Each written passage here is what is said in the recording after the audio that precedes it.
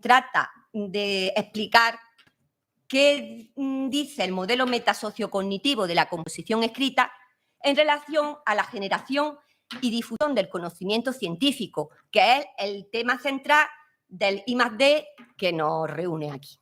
¿De acuerdo?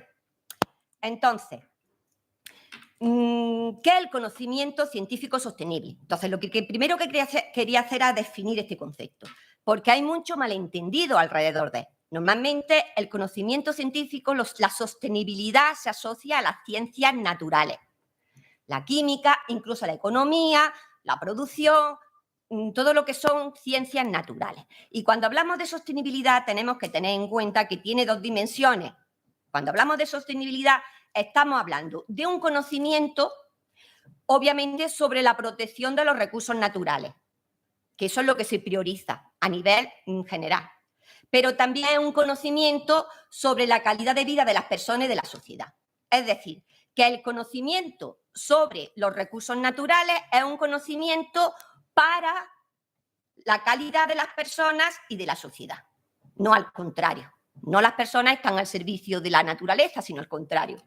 Entonces, se trata de generar conocimiento que proteja los recursos naturales, pero a la vez mejore la calidad de la vida de las personas, porque además está unido. La calidad de la vida natural está unido a la calidad de la vida humana.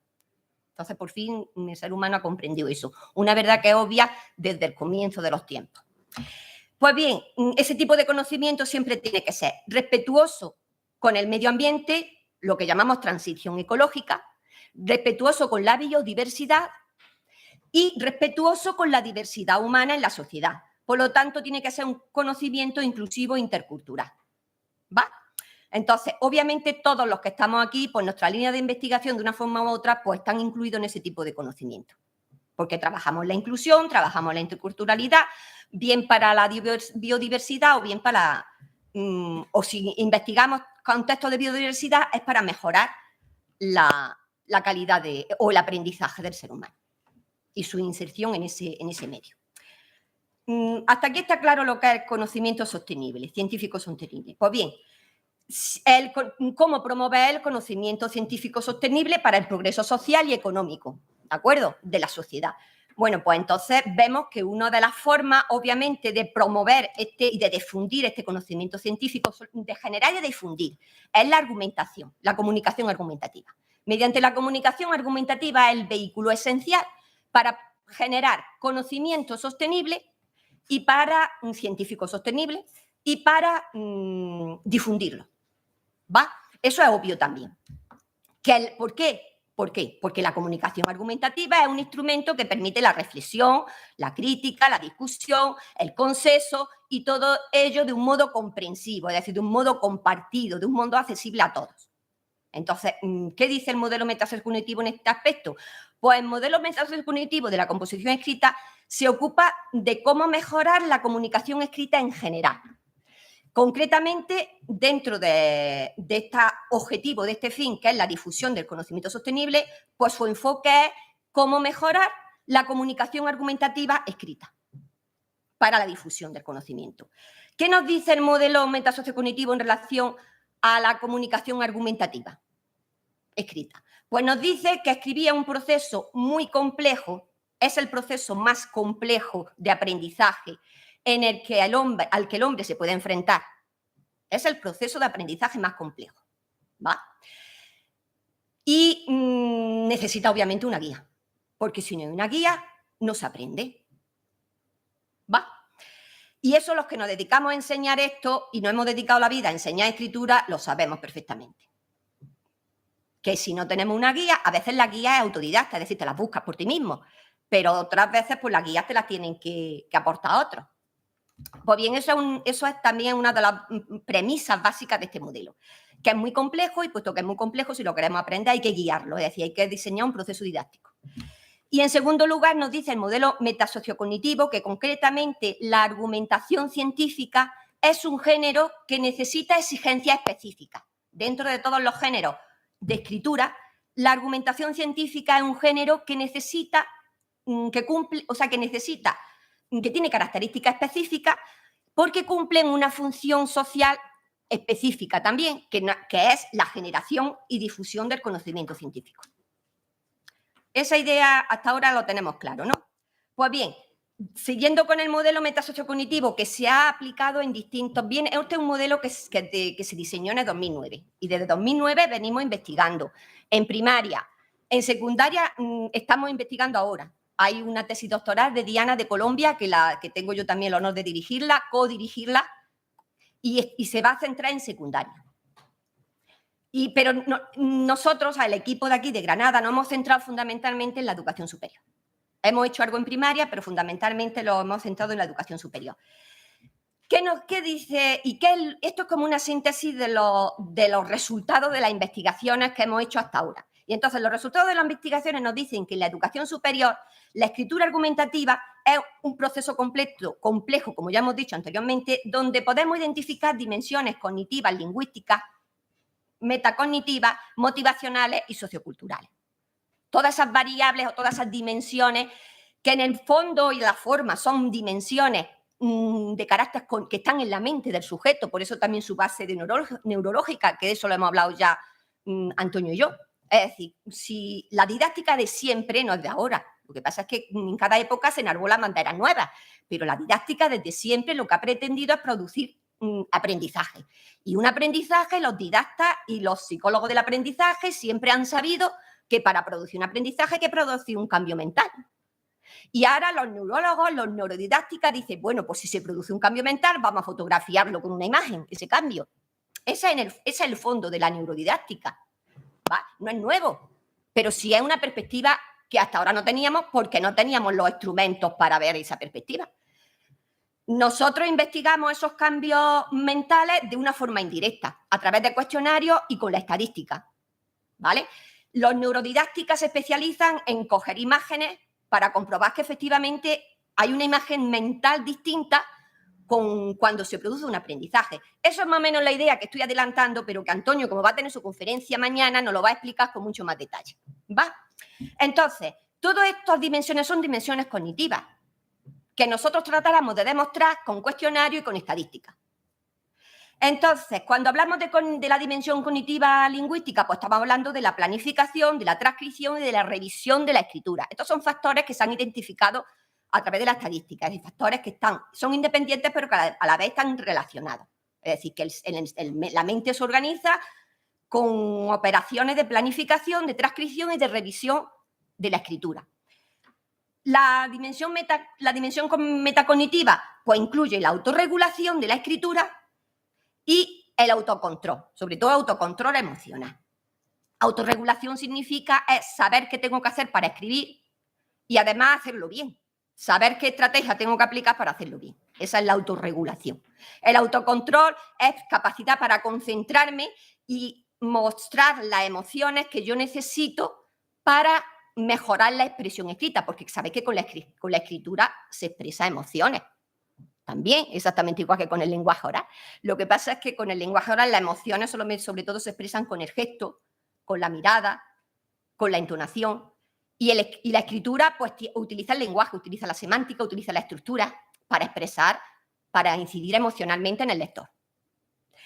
Y luego tenemos una dimensión motivacional que se refiere pues, a la autoeficacia, la percepción de los aspectos que están más investigados. Nosotros sobre todo hemos investigado la autoeficacia. La autoeficacia es la percepción que tiene el propio escritor de cómo escribe, si escribe bien o no escribe bien. Y luego la orientación objetiva, eso es un nuevo variable que la hemos metido en el cuestionario que estamos aplicando este año. Es decir, eso es un campo nuevo que estamos metiendo en el cuestionario que estamos aplicando el año anterior y este, que es un factor motivacional, porque está demostrado, en los antecedentes está demostrado que los sujetos a la hora de escribir pues, pueden tener objetivos de un nivel o objetivos de otro. Y eso, se presupone, la premisa es que dependiendo de los objetivos a los que se orienta el sujeto, pues eso incide en la calidad del texto. Pues bien, por último, la dimensión sociocultural, que cuando hablamos de dimensión sociocultural hablamos de la audiencia, es decir, que cuando escribimos se escribe para un público, no escribes para mí.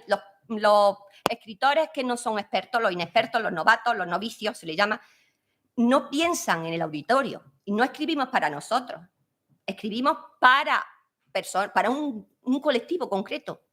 Por ejemplo, si yo escribo un artículo científico, si yo escribo un texto argumentativo científico, lo escribo para personas que conocen ese campo, que tienen un nivel de conocimiento determinado, y entonces me tengo que poner en el lugar del lector a la hora de construir mi texto.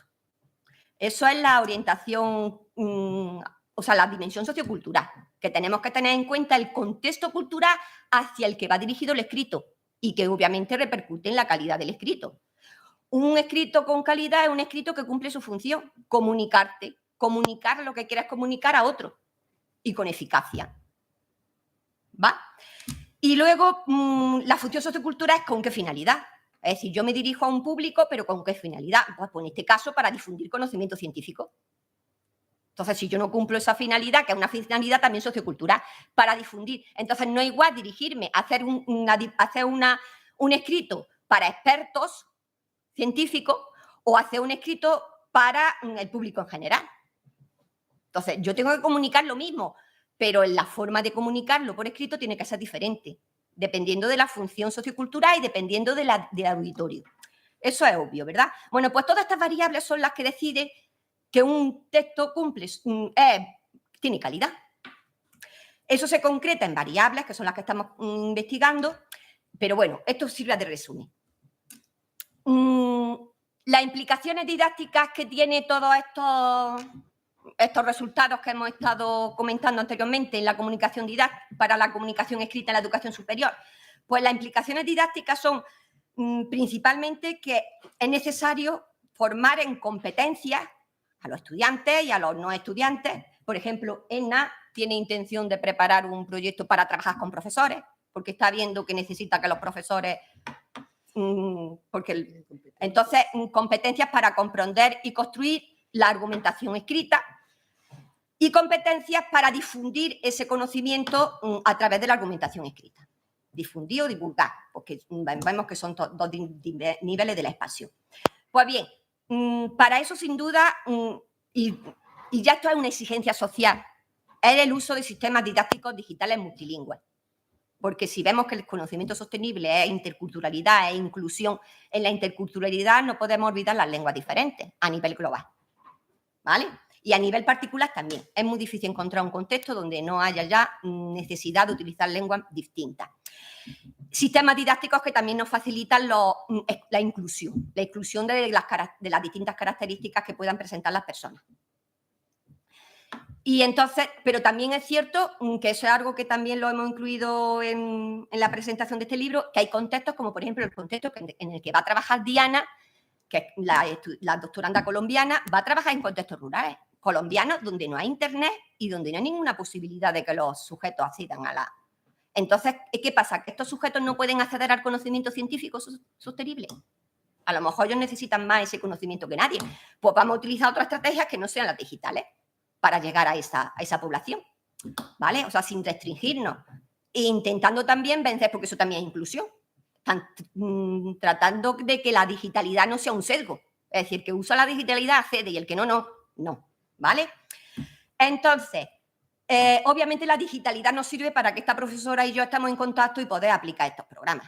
O sea, que su servicio hace. Sin esa digitalidad sería imposible a lo mejor que Diana pudiese aplicar el programa, ¿vale?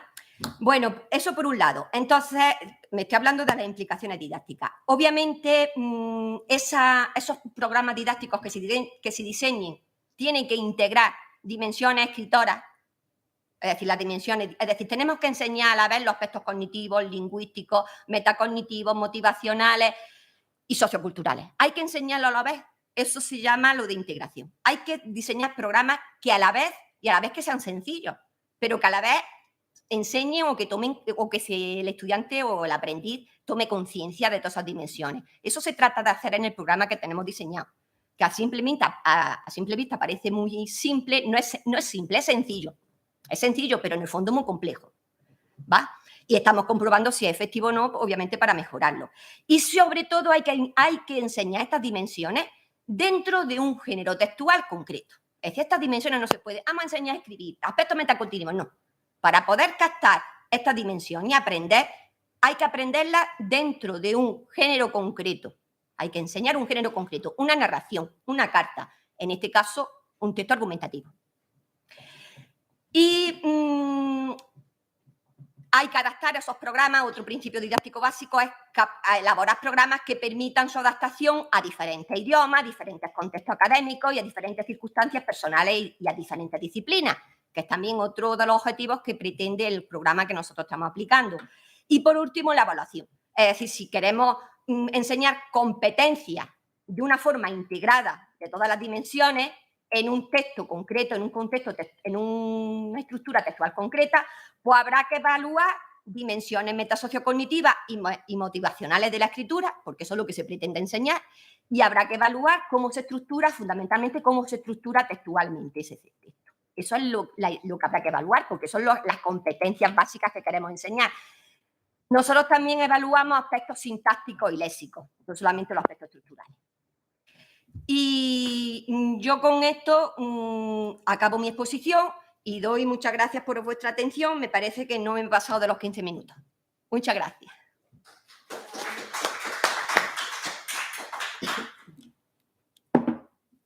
Pues bien, mientras Edna se prepara, pues a lo mejor tenéis alguna pregunta o algo así. O alguna curiosidad. Nada, no te comas la uña, Ana. Perdona, que con Ana tengo confianza.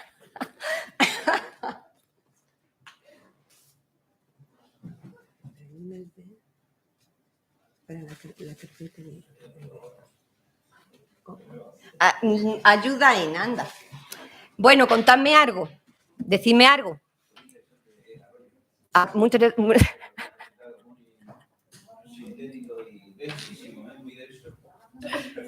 ¿Te gusta? ¿Te has enterado de algo, no? Vale, perfecto.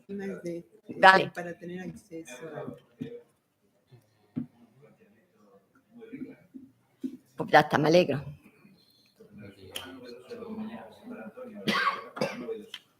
Sí, como ya, que es algo que como está dentro de... Pero que en el fondo, sí, yo lo digo, sobre la pedagogía está todo inventado ya. Lo que pasa, porque es que la pedagogía, el origen de la pedagogía es el origen de la filosofía. Los primeros pedagogos son, lo sabéis, Sócrates, ahí nace la pedagogía, con Sócrates, con la filosofía ática. Entonces está todo inventado. Lo que pasa es que cada época tenemos recursos distintos y entonces en cada época los recursos se utilizan, lo cual me parece muy bien y muy interesante. Es que obviamente hay que ser filósofo. Si quieres ser didacta, tienes que ser filósofo.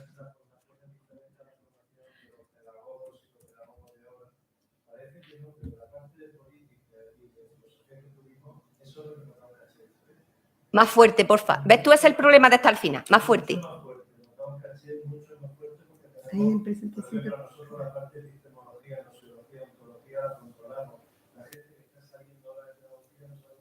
No tienen ni idea. Pero falta la base filosófica, que es lo que se ha despreciado en todas las sociedades de cada hora. Y eso se va a notar.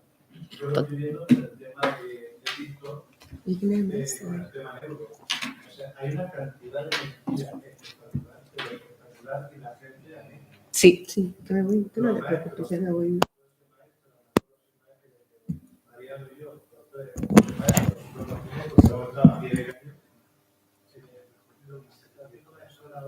Un disparate.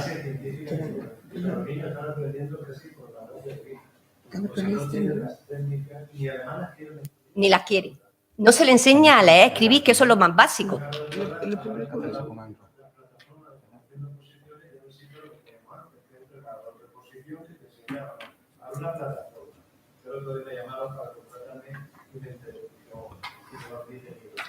Tienes que poner vídeos cortos de los temas, con muchas florecitas y dibujo y animación. Y le pregunto, ¿y lo que es el contenido? No, eso no importa. Eso no importa. Que no piense. Muchas florecitas, pero que no piense. Eso me decía Edna. Yo dije eso. Sí, que no piensa la gente. Ah, ya.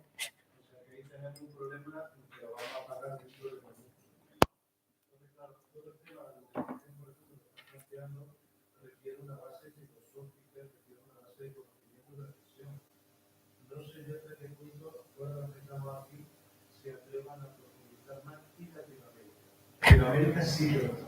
¿Por qué? Porque ellos no entienden hablar de un tema sin antes investigar ese tema a nivel teórico. Sí. Aquí vamos al vídeo de TikTok A ver lo que dice Wikipedia, que la referencia que me pone los TPG. TPG, Wikipedia. Muy bien. Entonces, tenemos un problema Gordo, sí. de competencia docente, pero que está proponiendo la compañera. Necesitamos la competencia docente que están ausentes, o van a estar ausentes. Nada, nosotros haremos lo que podamos y que ya las nuevas generaciones que hagan lo que puedan también. Natalia, ¿preparada? Un poco sí. Pues venga. Bueno, antes de empezar a grabar, David, yo quiero pues primero pues agradecer muchísimo a Rosario, que gracias a sus buenas artes y sus buenos oficios estamos por aquí y pues con proyectos tan interesantes como este, a través de los años de investigación y del modelo metasociocognitivo, que para mí pues todo un descubrimiento y un recurso vital para la tesis doctoral, ¿no? Y bueno, pues saludarlos a todos ustedes, a Laura, a Mariano, a Antonio, a todos los conozco de algún momento, aunque no me identifique muy bien, ¿no? Por los cambios, y a todos ustedes también que nos han acompañado prácticamente y directamente en todo lo que estamos haciendo. Ana, Carlos, Ereña. Pues, pues muy buenos días. Y yo les voy a conversar un poco con este afán de charla, no de conferencia, de charla, de conversar. Proyecto que tenemos en mano, que es resultado de investigaciones anteriores. Fíjense ustedes que a mí me tocó diseñar y poner en marcha y dirigir también una escuela de escritores en el contexto de México, en Yucatán, y en un contexto de un programa público del gobierno del estado. Con lo cual, la investigación principal se ha hecho a través de ese programa y los docentes pues eran escritores que fungían como docentes. Entonces, voy a comentar un poco de eso y cómo hemos reorientado la investigación pues con respecto a este género en específico, que es la escritura argumentativa. Entonces, bueno, ya podemos empezar. Y pues bien, en el ámbito de la escritura, de la composición escrita, ha habido tradicionalmente una dicotomía proceso-producto que tiene que ver en buena parte con la definición misma o las múltiples definiciones de la escritura, ya sea como un proceso, ya sea como una actividad y ya sea como un producto. En ese sentido, pues agradezco la oportunidad de haber estudiado, de tener modelos como el modelo metasociocognitivo, como he mencionado, de Rosario Arroyo, que tratan de integrar esta perspectiva proceso-producto, pues para darnos oportunidad para la formación, para la investigación, para la enseñanza y para el aprendizaje.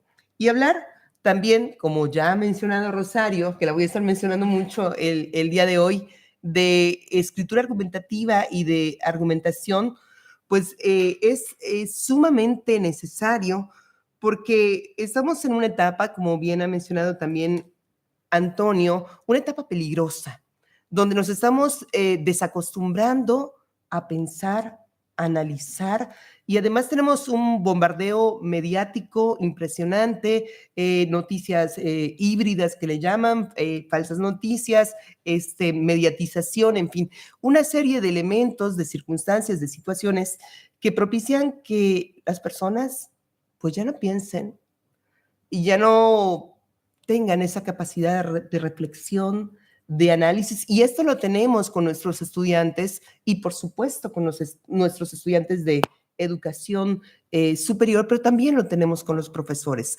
con lo cual la situación es bastante preocupante. Sin embargo, en el currículum, en los programas de estudios, en los planes, programas de estudios, en los perfiles competenciales de alumnos de educación superior, aparecen ahí habilidades de pensamiento crítico, competencias argumentativas y competencias de escritura argumentativa como elementos muy importantes, incluso pues transversales a todo el currículum, y sin embargo lo que no se está considerando son los espacios, los tiempos y los recursos para este tipo de construcción competencial.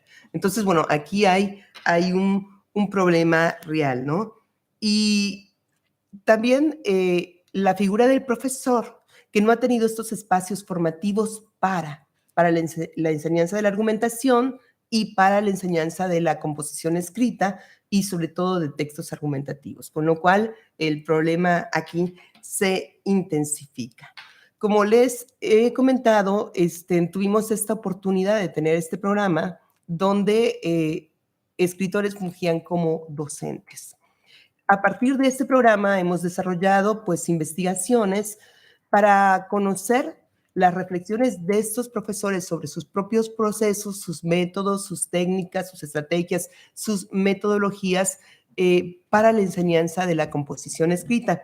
Y también en el ámbito de la argumentación, de esta competencia argumentativa y de esta competencia escritora relativa a la argumentación, pues nos hemos tomado el trabajo de hacer pues análisis de las investigaciones que han proliferado en los últimos años y nos hemos dado cuenta, hemos podido establecer pues una clasificación básica. Ahorita vemos esta gráfica simpática de estas investigaciones que tratan básicamente de perspectivas teóricas, de modelos didácticos sobre la composición escrita, sobre enfoques cognitivos, socioculturales y demás, donde sobresale la figura del lector. Y este es otro punto que me detendré en algún momento a tratar, porque la competencia lectora es importante. La competencia lectora la tenemos en los niveles iniciales, sin embargo, cuando llegamos a los niveles superiores desaparece.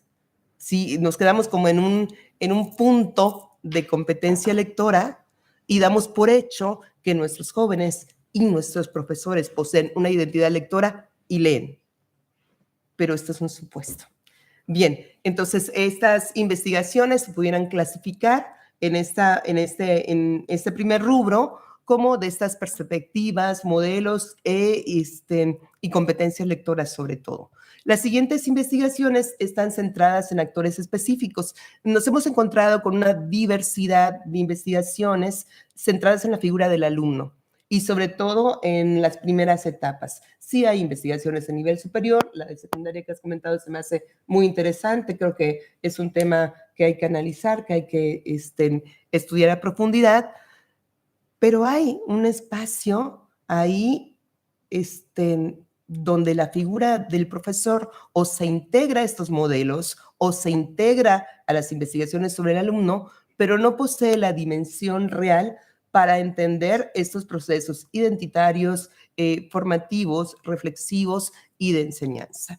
Y bueno, investigaciones acerca de la producción textual que tienen que ver con esta dicotomía que yo mencionaba hace un ratito, donde lo que vemos, y en el ámbito de la literatura también se reitera, este texto separado del autor.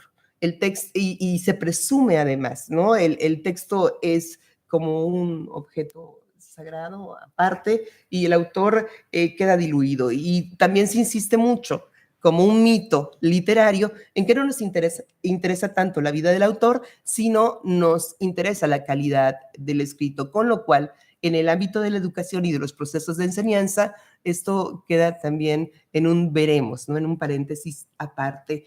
Y otras investigaciones, las más actuales, que tienen que ver con esta utilización de recursos digitales, virtuales, multimediales para la composición escrita. Entonces, todo esto como para presentarles una guía también de autores actuales, de lo que se está investigando sobre composición escrita y sobre composición escrita relativa a la argumentación, pero para hacer resaltar que la figura del docente pues nos hace falta y nos está faltando investigarla, sobre todo, repito, para estos procesos: identidad, reflexión y enseñanza y aprendizaje. Y bueno, me regreso, esta me la salté, esta gráfica simpática que vi ahí en un libro sobre los argumentos más falsos e incorrectos. Esta corresponde a un argumento circular donde este lobito, que puede ser un alumno, dice: ¿estás seguro de que no caeré al suelo? Pero el suelo es ahogarse. Y el lobo grande, el maestro lobo, le dice: sí, pequeño, confía en el libro. El lobo marino siempre tiene la razón y el argumento corresponde a el libro según el lobo marino, con lo cual pues puede ser esta ilustración de muchos escenarios que tenemos en el ámbito educativo el día de hoy. Como parte de estas investigaciones realizadas y con este afán de tener un perfil competencial docente, pues hicimos una aplicación de diversos instrumentos, entrevistas y demás a estos profesores, y lo que pudimos sacar en claro es unas dimensiones para poder empezar a ubicar las competencias. Estas dimensiones son la identidad del profesor, el proceso escritor y la pedagogía de la escritura. Con respecto a la identidad, pues esta nos habla de aquellas experiencias propias del profesor sobre la formación para la escritura. Cuál ha sido la formación profesional recibida, cómo se han convertido en escritores, qué los ha llevado a emprender, ¿no?, la escritura de uno o tal género. Y también vuelvo a subrayar la importancia de esta identidad lectora, cómo han empezado a leer, cuáles han sido sus procesos, y aquí tiene que ver también la motivación que conversaba Rosario para ser lectores y cómo esto ha influido o influenciado su escritura. Con respecto al proceso escritor, tiene que ver con aquellas estrategias y actividades relativas a la producción de textos, y en este caso de textos argumentativos, donde entra el pleno del modelo metasociocognitivo para la composición escrita, y que pues tiene que ver con estos procesos como la planificación, la transcripción, la revisión y la reflexión sobre todo. Y la pedagogía de la escritura pues tiene que ver con todos estos constructos, filosofías, métodos, metodologías, y con esta visión del profesor sobre qué enseñar, cómo enseñar, y en este caso, cómo enseñar la escritura argumentativa. Estas dimensiones nos permitieron establecer un modelo competencial basado en el contexto, porque, como ustedes ya saben, cuando hablamos de composición escrita y cuando hablamos de procesos, reflexiones, identidades, el contexto es la clave. Y alrededor de este contexto, o teniendo como sustento este contexto, lo que tenemos es una serie de ejes para poder establecer un corpus de 47 competencias, que ya me ha dicho Rosario que es excesivo, pero que también sirven como una guía de lo que debe del profesor conocer, saber, querer y hacer. Entonces, estos ejes son el eje pedagógico, un eje sociocultural, el eje técnico, el eje tecnológico, el eje evaluativo y el eje metacognitivo. Que aquí, bueno, se ha separado ya la palabrita, pero bueno. ¿Cómo podemos ir definiendo estos ejes? Y que ya hemos mencionado algo sobre estos ejes en lo que vamos hablando de estos modelos. Pues el eje pedagógico implica todos los conocimientos pedagógicos, didácticos, curriculares y de los contenidos. El dominio sobre los contenidos, la metodología, el dominio sobre la metodología, sobre los procesos de enseñanza, aquellos principios filosóficos y éticos que deben de guiar todo proceso educativo, y más cuando hablamos de composición escrita. Incluye conocimientos acerca de cómo enseñar la asignatura, las formas de representar los contenidos para que sean comprensibles para los alumnos, y la capacidad de transmitir o de crear actividades de aprendizaje, con lo cual, pues ustedes que son profesores o que están en vías de serlo, ya saben de qué estoy hablando, pues de diseño de objetivos, diseño de actividades, tener una metodología específica, tener una filosofía para llevar a cabo estos procesos y demás. El eje sociocultural, que es un eje muy interesante, que implica los conocimientos sobre el estudiante, los conocimientos sobre los procesos comunicativos, pero además los conocimientos sobre el contexto en el cual estamos llevando a cabo los procesos educativos y el contexto de la composición escrita. Porque seguramente hay en cualquier contexto normas, reglas, normas no escritas, normas tácitas sobre lo que constituye una capacidad expresiva, lo que se puede poner en un texto sin ser ofensivo o dirigido a un público específico. Y esto también un poco ratificando lo que ha comentado Rosario sobre la visión que tiene un escritor profesional de una audiencia. Todo esto nos lleva a establecer estos procesos de interacción, de comunicación. Efectivamente hay investigaciones muy interesantes sobre lo que es un escritor novel o en formación y un escritor con experiencia. Y esta consideración de las audiencias, vaya que es algo que tiene que enseñarse y que corresponde a una competencia de este eje. Un eje técnico que tiene que ver con este dominio de competencias lingüísticas, con aspectos sintácticos, semánticos y demás, y que, bueno, vaya, tiene que ver con esta consideración de la calidad ya del texto escrito. Un eje tecnológico que tiene que ver con el manejo de recursos multimediales, virtuales, digitales, para llevar a cabo estos procesos y, por supuesto, el manejo de recursos formativos en estos medios virtuales que tenemos al alcance hoy en día.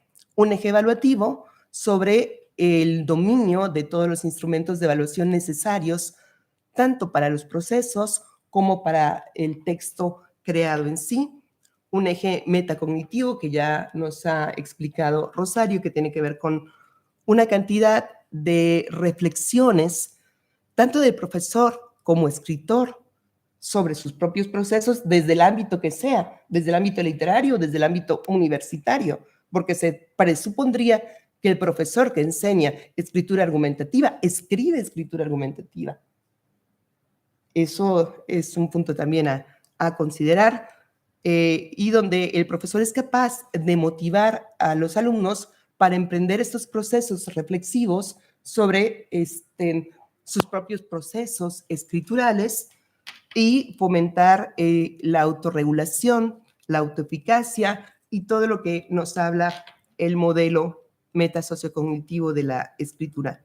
Un eje ético basado en el desarrollo de valores y actitudes, tanto en el ámbito de la enseñanza y el aprendizaje, como en el ámbito de la consideración de audiencias, como en el ámbito de la composición escrita, y esto lo conocemos, tiene que ver con este desarrollo de valores éticos para el escrito, el no plagio, el respeto, la escucha de argumentos, en fin, el propiciar estos contextos donde lo ético tenga esta cabida.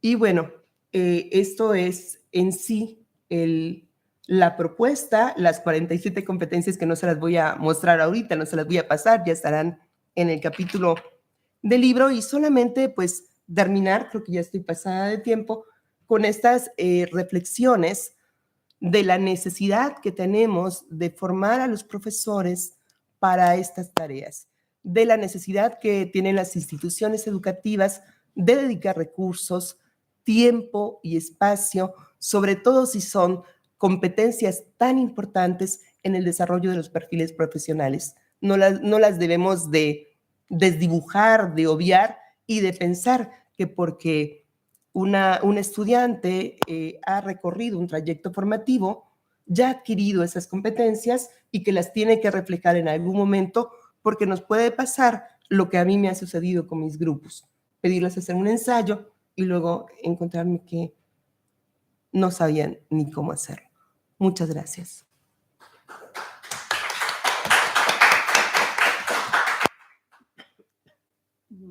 Ya has cortado esto, ¿no? Claro. Pues ya está. Ya no, la parte de hablar de nosotros, deja